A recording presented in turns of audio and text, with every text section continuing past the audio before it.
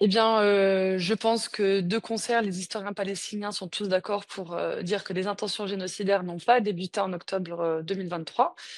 Quand on remonte les archives, les plus anciennes, le berceau du sionisme, a plus d'une centaine d'années, voire plus, d'accord? Et donc en fait, tout ce projet méthodiquement, mis en place, documenté depuis plusieurs années avec différentes phases et cette fameuse solution finale, n'a pas commencé, en 2023.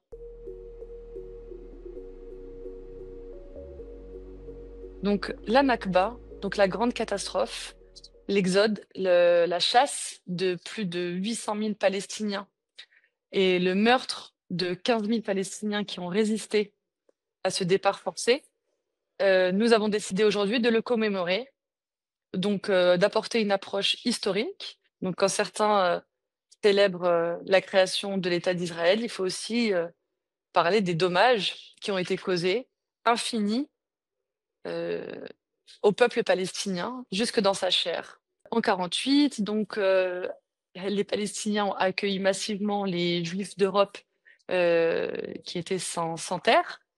La Palestine était sous mandat britannique depuis plus de 20 ans et le mandat britannique s'est retiré et l'ONU, avec les plus grandes forces, qui étaient à l'ONU à l'époque, les plus grandes forces coloniales de l'époque, qui ont décidé de diviser la Palestine en créant un État d'Israël. Donc, le premier découpage était, si je dis pas de bêtises, à 58% pour Israël et 42% pour les Palestiniens. Je précise également que les Palestiniens n'ont jamais été consultés ou fortuitement, c'est-à-dire que dans certains écrits, on retrouve qu'effectivement, ils auraient été consultés. Ça fait partie du narratif sioniste. On leur a pas laissé vraiment le choix. Il y a même une légende qui consiste à dire que les Palestiniens eux-mêmes ont vendu leurs terres. C'est faux. Ils n'ont pas vendu leurs terres. C'est faux. Plus de 500 villages totalement détruits. Donc, il faut aussi se dire que l'État d'Israël a été créé sur le cimetière, sur des cimetières de Palestiniens. Donc, beaucoup de sionistes de gauche approuvent la création de l'État d'Israël tout en désapprouvant la chasse, l'exode des Palestiniens autochtones. Euh, Avant la création de l'État d'Israël, je pense que personne ne contredira mon propos quand je dis que juifs, arabes, musulmans vivaient en paix en Palestine. Ils vivaient plutôt en paix. C'est important de le répéter. C'est important même de le tambouriner, je pense, parce que on a beaucoup trop tendance à rappeler les massacres, notamment ceux de 1967 également, donc qui a réduit la Palestine encore de moitié, quasiment, à ce moment-là. Une grande conquête de l'État d'Israël contre l'État de Palestine, et tout ça au vu et au su du monde. Donc le droit international, on compte quasiment 300 résolutions de l'ONU qui ne sont pas respectées par l'État d'Israël.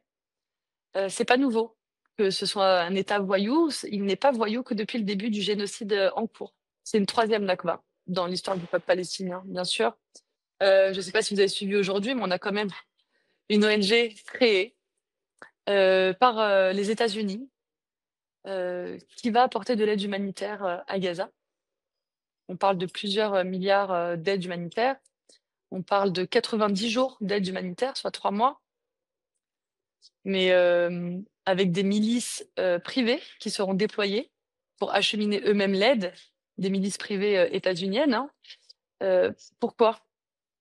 On a des ONG qui se battent corps et âme depuis 19 mois pour rentrer à Gaza, pour distribuer, ils sont là depuis 19 mois. Pourquoi ne pas s'appuyer sur ceux qui ont l'expérience de terrain, qui ont la confiance des Palestiniens?